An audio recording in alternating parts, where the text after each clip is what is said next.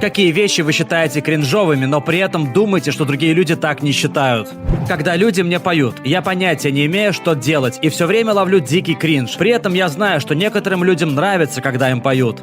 Когда челы снимают себя на видео, совершая добрые поступки. Лично у меня будет жестко бомбить, если кто-то решит сделать для меня что-то хорошее, но при этом будет снимать меня на камеру и выложит это дерьмо в интернет. Дайте мне 20 тысяч и снимайте меня сколько угодно. Мне похер. Мужчины, весь мир которых строится вокруг того, что они болеют за какую-либо спортивную команду. Эта фигня дико распространена в Великобритании. Когда челы плачут при встрече с известными людьми. Или чересчур фанатеют от знаменитостей. Когда кто-то ставит 10 точек в конце предложения, чтобы доказать свою точку зрения. Я ставлю только 2 или 3 точки. Предложение выйти замуж на огромной публике. Как-то раз я видел, как один чел сделал это на большой вечеринке на открытом воздухе, в честь пары, которая поженилась накануне. Он привлек всеобщее внимание и стал демонстративно снимать с себя все слои одежды, пиджак и рубашки. Каждый слой одежды что-то символизировал. В итоге он остался стоять с голой грудью, то есть как бы стал тем, кто он есть. Все это видела ее маленькая дочь. Она была в полном шоке. Женщина была явно ошеломлена и не рада такому событию. Она кивнула и ответила «да», но все вокруг видели, что она явно не в восторге от всего этого. Они так и не поженились. Делать предложение на свадьбе других людей или на вечеринке, посвященной отношениям других людей, это высшая степень кринжатуры. Просто ненавижу таких людей. Самый простой и понятный ответ, когда ты слушаешь запись своего голоса. Почему, слыша вот это, люди по-прежнему дают мне возможность говорить? Недавно мне сделали комплимент по поводу моего голоса. Я отправил голосовое сообщение и решил его послушать. У меня был голос, как у 5-летнего ребенка. У меня такой же голос, а я мужик, которому 51 год. Как я кому-то могу нравиться с таким голосом? Или когда ты смотришь на себя в видео. Мы как-то готовились к выступлению, мне тогда было 18 лет. Нас сняли на видео, чтобы потом дать обратную связь. Я был просто в шоке. Это вот так вот я двигаюсь? Типа я знаю, как я выгляжу, но я не знал, что у меня такие неуклюжие движения. Они. Да, именно таким мы тебя и знали все это время. Когда жюри плачут на телевизионных шоу талантов. И эти слезливые истории конкурсантов, из-за которых участников всегда повышаются шансы на участие в шоу и более длительное пребывание на нем. Я родился в очень раннем возрасте. И будучи единственным ребенком в семье, я так и не увидел своих братьев и сестер. Мы такие бедные, что на ужин я съедаю половину оливки. Поэтому я взял гитару и научился играть. Невероятно. А знаешь что? Ты едешь в Голливуд. Камера направляется на лицо конкурсанта. Оператор. Ёпта, а я хорош. Идет домой, доедает корку от вчерашнего сэндвича и плачет. Оператор оператора. Знаешь что? Ты едешь в Голливуд. Селфи на публике. Прикольно, что многие люди не стесняются их делать, но мне некомфортно, я ловлю кринж. Я в целом кринжую с позирования для фоток. Все остальные выглядят так естественно и непринужденно, а у меня не получается. Уберите от меня эту долбаную камеру. Раньше я тоже так считала. Мой папа всегда пытался заставить нас сделать совместное фото, а я так это ненавидела. На большинстве фотографий видно, что я недовольная. С тех пор, как он умер, я начала корить себя за это. Я бы так хотела, чтобы у меня было побольше совместных с ним фотографий.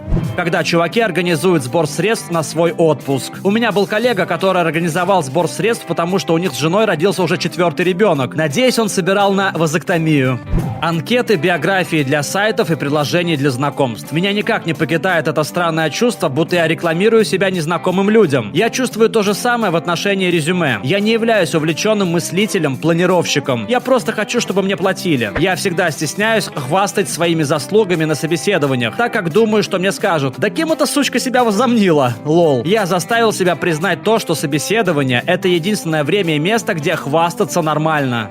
Публичные влоги. Я не могу себе представить, что буду ходить по городу с камерой на палке и разговаривать сам с собой. Я видел такое только один раз. Как-то вечером я выгуливал свою собаку и увидел девушку, которая разговаривала со своим телефоном, выгуливая своего маленького Йоркшира. Наши собаки решили поздороваться друг с другом, и тут она начала рассказывать о своей встрече со мной и с моей собакой, говоря о нас, как будто мы были ее реквизитом. Оказалось, что она вела свой живой видеоблог. Женщина говорила по-английски, а у нас английский не в ходу. В целом, весь внешний вид говорил о том, что она типичный инфлюенсер. Больше мы ее не видели. Это было так странно. Надпись «Жить, смеяться, любить». В любом месте, в любом порядке. Понятное дело, некоторым людям нравится это говно.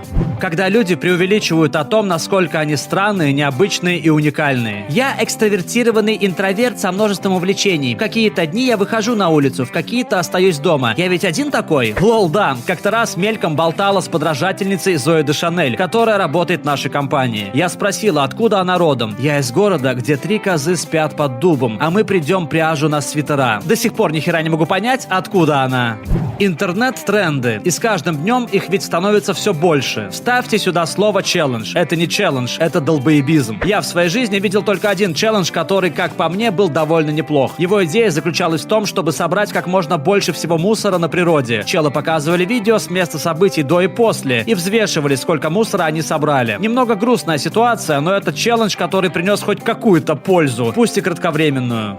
Смотреть за тем, как люди чрезмерно показушно дегустируют вино в ресторане. Я не знаю почему, но у меня дико горит пердак, когда я вижу, как они выламывают свои запястья, беспрерывно крутя вино в бокале, нюхая его по 3000 раз, а потом вновь начинают крутить его еще минут 10, и только потом они его пробуют. Я понимаю, что некоторым людям очень нравится вино, и его дегустация является частью всего процесса. Но я хз, каждый раз, когда я вижу группу из 3 или 4 человек, которые сидят за столом и делают все это, глядя друг на друга сознанием дела, я дико кринжую, меня аж выворачивает. Напомнила мне эксперимент, который замутил один наш чел в колледже. Он тоже запарился смотреть на этих винных колледжных снобов. Те гнобили людей, которые пили вино, не соответствующее их высоким стандартам. Тогда он купил несколько очень дешевых вин и снял с бутылок этикетки, чтобы челы не могли догадаться, что это за вина. Он пригласил их на дегустацию, и те начали делать хвалебные отзывы об этих винах, предполагая, что им налили действительно дорогие вина. В конце он сказал, что все вино, которое они пили сегодня, было дешевым пойлом, после чего он показал им этикетки, которые снял с бутылок. У этих винных снобов знатно бомбануло.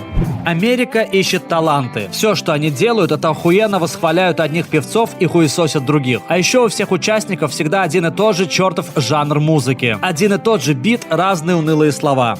Когда поют песенку с днем рождения или заставляют других людей петь для меня эту песенку, я этого терпеть не могу. Мне также не нравится смотреть на то, как то же самое делают с другими людьми. Мне жаль этих людей и бедных официантов, которым приходится прерывать свою работу, петь и хлопать для какого-то незнакомого чувака. Вечеринки гендер-пати. По поводу определения пола ребенка. Я как-то раз тоже пошел на одну такую гендер-пати. Оказалось, что она посвящена какому-то младенцу, и меня попросили надеть штаны. Когда челы включают музыку, громко поют в общественных местах. Я всегда слушаю музыку в наушниках. И даже тогда я парюсь, не слишком ли громко она играет у меня в наушниках, поэтому я постоянно снимаю их, чтобы проверить, слышу ли я музыку без наушников или нет. Когда кто-то описывает выкладывание своих постов в социальных сетях как создание контента.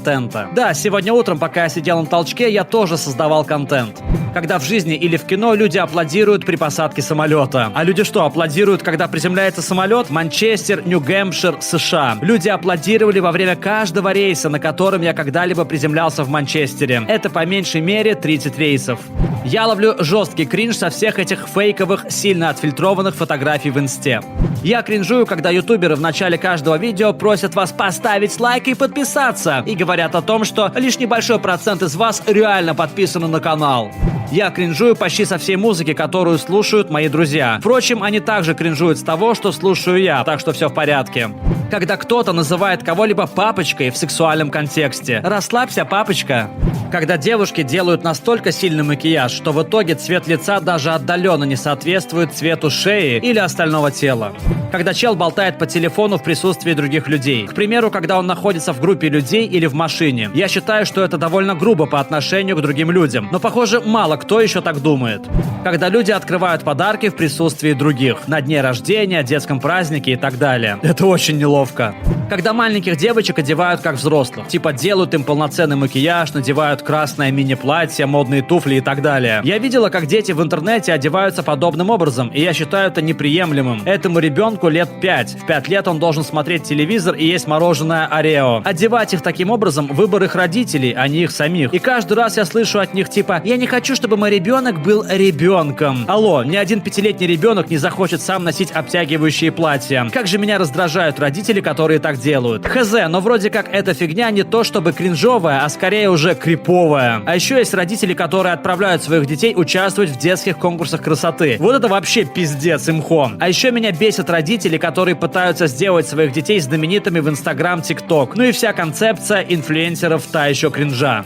Челы с фетишем на оружие. Слушайте, я понимаю, взять себе 9-миллиметровый пистолет или дробовик, чтобы обеспечить защиту своего дома. Либо приобрести винтовку, если вы живете в сельской местности и вам приходится париться из-за волков и так далее. Но челы, кто позирует на фотографиях на фоне двора полного оружия или фотоются на рождественские открытки, где все члены семьи держат в руках по стволу. Ребят, с вами что-то не так. Большое спасибо за просмотр. В комментариях под видео напишите, какие вещи вы считаете кринжовыми, но при этом думаете, что другие люди так не считают. И не забудьте посмотреть наши другие выпуски. Пока!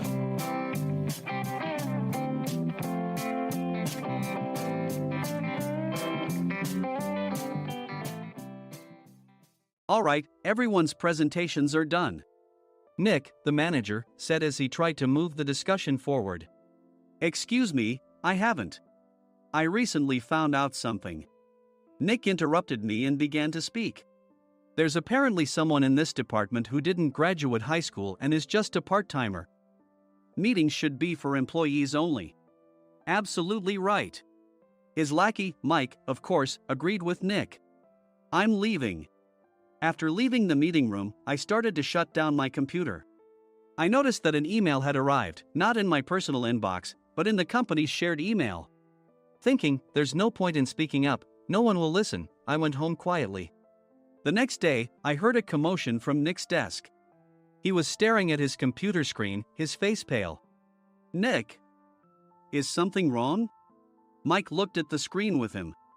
And he turned even paler than Nick. Why is he so angry? Knowing the reason for Mike's distress, I thought to myself, serves them right. My name is Adam. My mother passed away when I was in the 9th grade, and I was raised by my father. Well, you could hardly call it being raised. After my mother passed, my father changed. He drowned his sorrows in alcohol, and though he still went to work, he squandered our living expenses on horse racing. Because of that, I had to start working part-time as soon as I entered high school. Every month, I went to the convenience store with bills in hand that couldn't be auto-deducted from my father's account. Even though I endured it because I didn't want to be alone, I reached my limit in my second year of high school and dropped out. I found a live-in job at a distant inn. Thank you for everything. The day I left home, my father, still staring at the TV, spoke. Take care. That was our last conversation. Back then, 18 wasn't the age of majority, so I needed my father's permission to work, and I couldn't hide my place of employment. Yet, my father never visited me even once.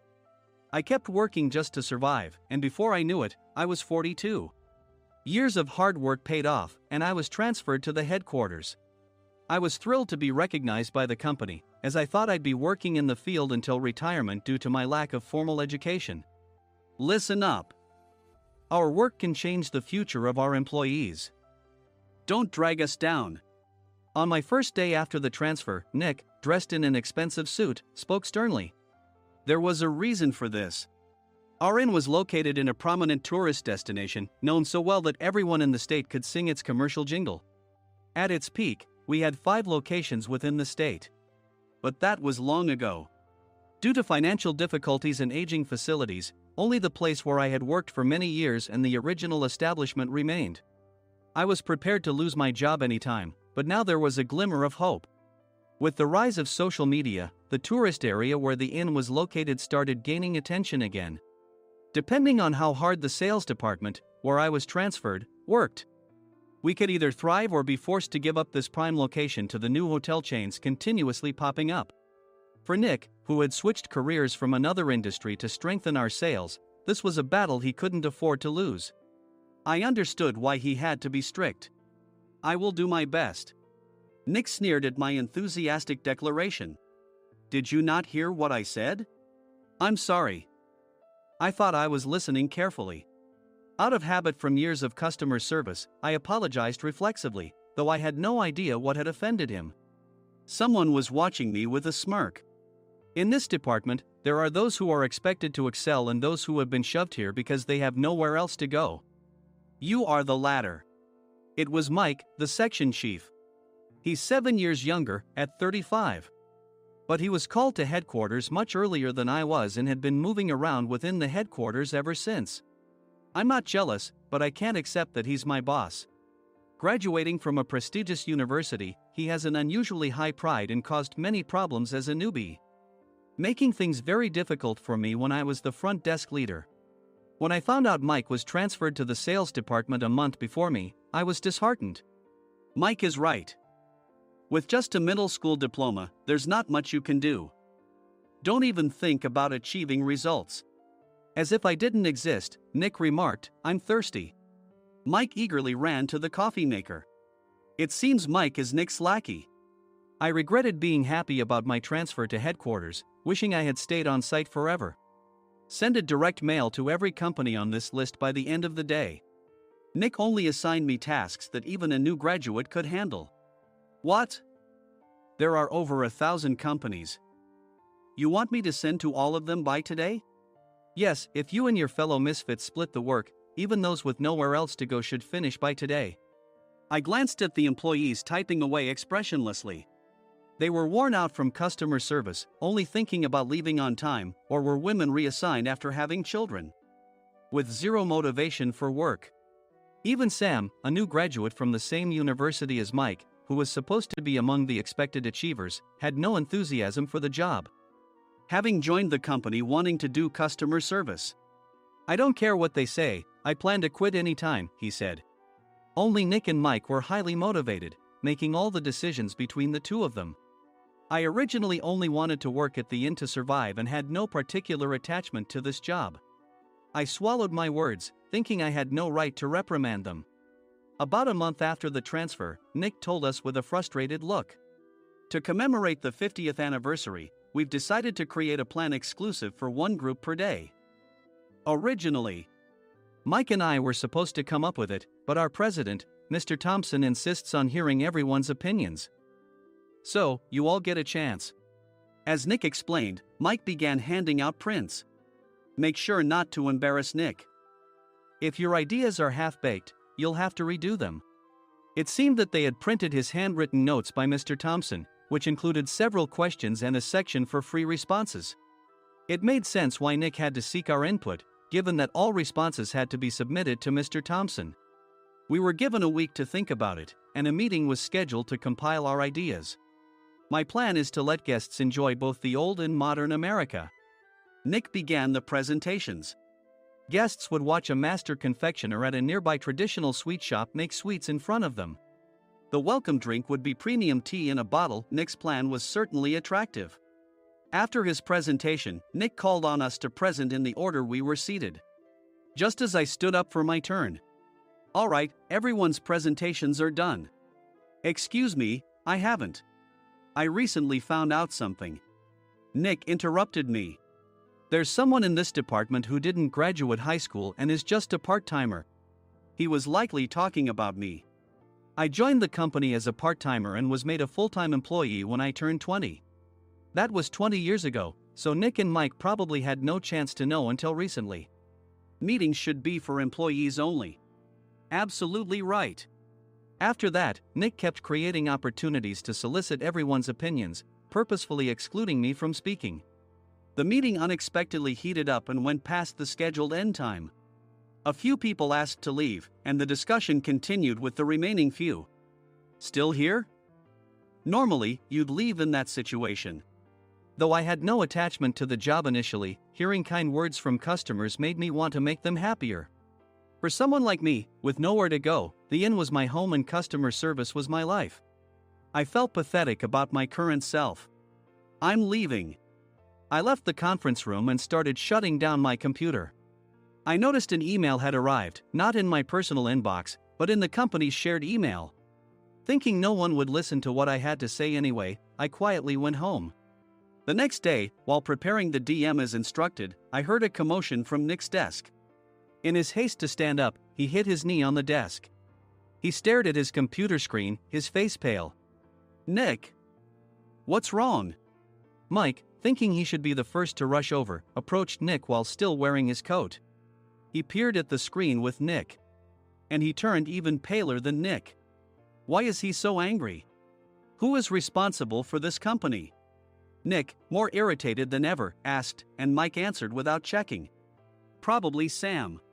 Sam wasn't there because he was attending a morning training session for new hires. Nick gave up on getting angry and returned his gaze to the screen. They were looking at an email that arrived right after the end of the working day yesterday. Apparently, no one, including me, had checked it before leaving. The email was from a large company that used us for their annual employee trips. The president and executives of that company also frequently used our services personally.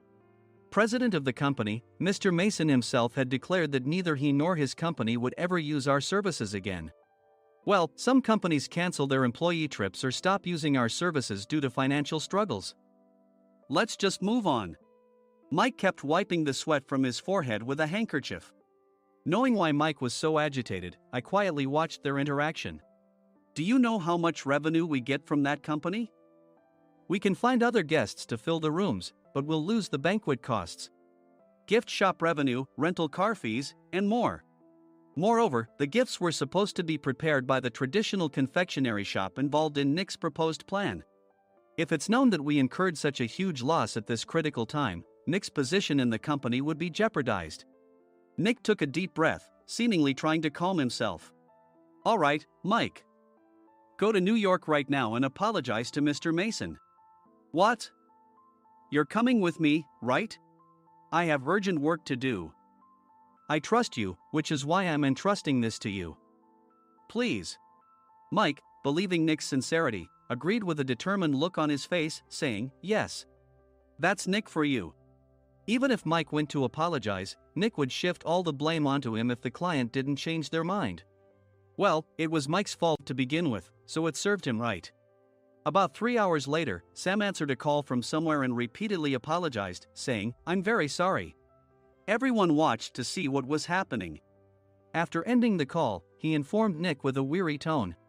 When Mike arrived at the client's company, he only made things worse, further infuriating Mr. Mason. He was demanding, get his boss here immediately. It was no wonder Sam was exhausted, dealing with such a call right after returning from training. What is that idiot doing? All right, Adam, you're coming with me. If sacrificing Mike didn't work, then I must be next. Normally, I'd want to refuse at all costs, but I saw an opportunity in this situation. If I can be of assistance, I'd be happy to join you. I obediently followed Nick, and we flew to New York. When we introduced ourselves at the reception, it became clear how serious the situation was. As the receptionist personally escorted us to the president's office. Angry voices leaked through the door, making both Nick and me uneasy. Excuse me. I'm Nick, the supervisor. I understand my subordinate has caused you trouble, and I deeply apologize. Nick, with his experience in the corporate world, knew enough to offer an apology before excuses. However, his customer service skills left much to be desired. I sighed as I saw Mike trembling like a small dog in the corner of the room. What kind of training are you giving your subordinates? Mr. Mason glared at Nick with a red face. The intensity of his gaze made even Nick take a step back. Regrettably, I joined this company only 2 years ago and was unaware of Mike's issues. I should have identified his shortcomings sooner. Indeed. I should have realized sooner. No sensible person would come to apologize and then give a lengthy presentation on the drawbacks of not using their in. Nick froze, his mouth slightly open. Suspecting the worst, I picked up the documents that had fallen to the floor. It seemed Mike hastily prepared these documents on the plane, listing the disadvantages. Disadvantage 1: if you change the venue for the company trip, employees might suspect it's for cost-cutting reasons, leading to a negative impression. Reading it aloud half-jokingly, Nick snatched the papers from my hand and checked the contents with a furious expression. Among the stack of documents was a receipt from a nearby convenience store's copy machine. I felt a pang of dread, hoping he hadn't shown the receipt as well. What do you think he said when I asked what kind of nerve he had to do this? I'm very sorry. Faced with the dire situation, Nick must have thought there was nothing left to do but apologize. In a voice smaller than I'd ever heard from him, he uttered words of apology. He said, "I'm a Harvard graduate. I don't believe I said anything wrong." "Mike! What have you done?" Forgetting his plan to pin the blame on Mike, Nick yelled loudly, even in front of Mr. Mason. "I didn't do anything wrong." "You're still saying that? Look at him." Mike pointed at me with a shaking hand. "I was assigned to headquarters in my 20s and now I'm a section chief. This guy only made it to headquarters at 42. Everything I've done proves I was right. So why are we losing the contract?" Having said his piece, Mike collapsed to the floor. "Of course. You were sent there because you had nowhere else to go." Mike never expected to hear such words from someone he looked down upon. He lunged at me, and Nick hurriedly stepped in to stop him.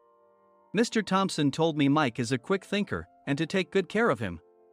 There's no way he was pushed aside. "Don't make things worse here." "He didn't say quick thinker, he said only quick-witted, didn't he?" I don't remember that part." I recalled the many troubles Mike caused when he was a newbie. When Mike was on the front line, his pride was so high that he never apologized to customers. Customer service, especially in our job, doesn't work alone. It brings both good and bad situations. If the front staff or housekeepers made mistakes, or the cleaning company didn't properly clean a room, one had to apologize to the customers regardless of personal fault. Mike, in such situations, would never apologize, insisting he wasn't at fault. This often angered customers, and as the front desk leader, I frequently had to apologize on his behalf. He caused complaints and disrupted operations, which is why he was quickly moved to headquarters. In departments where he didn't interact directly with customers, his quick thinking was beneficial and things went well. But it seemed his flaws were starting to show. Corporate reservations are supposed to be entered into the system by the sales representative. But a quick check yesterday revealed that more than 10 items were missing from the client's reservation. The handover document clearly stated what needed to be prepared. Why didn't you enter it into the system? Why do we have to give them special treatment? Filling rooms near the banquet hall, setting up all the food in advance. Specifying the brand of wine, they're too demanding. No wonder he always angered customers, I thought, feeling a headache coming on. Grouping them in rooms near the banquet hall is for our benefit too. It makes it easier for the staff to set up beds and serve breakfast since everyone's schedule is synchronized. As for the other requests, Mr. Mason suggested them to lighten our load. I didn't know that. Nick finally seemed to realize that Mike was the one who had angered the client. What did you say to them? I just told them we wouldn't give them special treatment anymore. We shouldn't waste effort on things that don't bring in money. I was utterly exasperated at his lack of understanding of customer service. Of course, we shouldn't comply with unreasonable demands. But carrying over successful practices from past stays makes customers feel remembered and enhances their experience. Good memories encourage repeat visits. That's part of our job. I looked down at Mike, who was sitting on the floor. In our job, nothing is a waste. Mr. Thompson likely moved you to the sales department, hoping you'd finally understand this. How do you think he feels now that you failed to meet his expectations? Mike, tears in his eyes, fled the president's office. I was amazed he still hadn't apologized. You have it tough, Adam. It's okay, we're all employees of the same company. I deeply apologize for this disrespectful incident. Especially after all the care you've shown us. If it weren't for you, Adam, I really would have stopped staying here. When I heard you were moving to the sales department, I was willing to reconsider if you handled it. Seeing us talk so amicably, Nick's face contorted. Do you two know each other? Adam's service is excellent. I always requested him specifically. Normally, we don't accept specific staff requests, but we made an exception for Mr. Mason, adjusting my shifts accordingly. He had personally stayed at our hotel just before my transfer, and during casual conversation, I mentioned, I'm moving to the sales department soon. If I hadn't told him then, things could have been much worse. Please continue to take care of us. I look forward to it. On the return flight, Nick awkwardly offered me a can of beer. It's still working hours. Of course, I had no intention of forgiving him for a single beer. Nick might try to pin everything on Mike and avoid any consequences. While pondering this, a startling fact came to light. Nick, the tea bottles for the plan have arrived. I handed Nick a bottle labeled with our inn's name. They look good. What are you talking about? These are plastic bottles. I had assumed we would use the trendy, high-end bottling tea. But what arrived were ordinary plastic bottles of tea with customized labels. The only unique aspect was the label, which had the inn's name, making it look customized. Upon further investigation, I discovered that a substantial amount of money was set to be paid to the tea company. It was priced like bottling tea. Does this plastic bottle really cost $100 each? The tea inside is specially blended for us. The extra cost is for that. Wouldn't it be better to use another tea company? Or is there a specific reason we must use this one? As Nick continued to make excuses, I showed him a printed email. I informed the tea company's president, Mr. Mitchell, that we discovered irregular payments and he confessed. He said you two were high school classmates and planned to split the extra money. That idiot. Why did he confess? That's not important. You should worry about yourself, this could turn into a police matter. Opening the bottle cap, I suggested. How about calming down with this tea? It supposedly has a relaxing effect. Nick drank the tea frantically. In the following days, decisions were made about their fates. Mike was reassigned to the General Affairs Department, with no chance of transfer or promotion, as per Mr. Thompson's orders.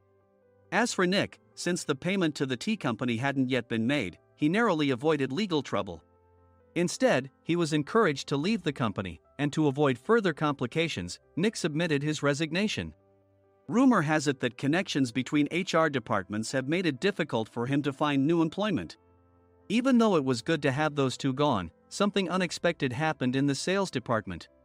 Everyone became motivated and united in refining the 50th anniversary plan. In the end, my plan was adopted. We collaborated with the Tourist Information Center to provide personalized guides. The plan, tailored to the number of guests, was truly special for the 50th anniversary. Hey, is Adam's family coming to stay? I immediately booked that special plan for my family. Sam noticed it on the reservation list and quickly picked up on it. Yes, I'm inviting my father. That's great. I might invite my parents too. I lacked the courage to face my father just as Adam. But here, with the confidence Mr. Mason praised, I felt ready. The 50th anniversary plan was a perfect opportunity to reconnect with my father. I hoped to bring back the days when we could laugh together as we once did.